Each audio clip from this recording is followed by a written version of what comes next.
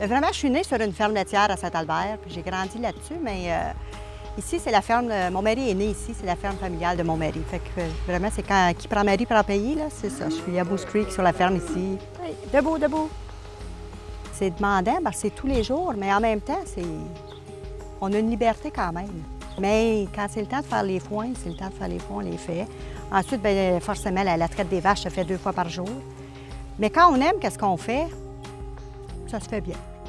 Lui va être en charge des magasins, des routes. Bien, ça fait 10 ans que je suis membre du bureau de direction. Puis à l'époque, quand j'étais devenue membre du bureau de direction, c'était pour vivre autre chose que les expériences que le fait d'être une mère m'apportait. Puis j'ai dit, ah, je vais m'impliquer là-dedans. Puis moi, mon père a été directeur à la fromagerie. Mes 2 frères aussi ont été directeurs à la fromagerie. Puis j'ai dit, ah, c'est une belle expérience.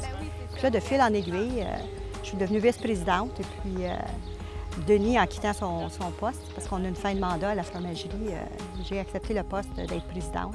Puis les gens, ils font beaucoup « Ah, t'es la première femme », mais je ne suis pas embarquée là-dessus parce que j'étais une femme, puis parce que je voulais faire un impact. C'est vraiment comme une expérience. Puis c'est sûr que tout ce qu'on apprend dans la vie, on peut s'appliquer ici aussi. C'est sûr que la fromagerie Saint-Albert, c'est un gros... c'est quelque chose d'important dans la région. Moi, je regarde, dans le temps de mon père, il y avait des fromageries partout.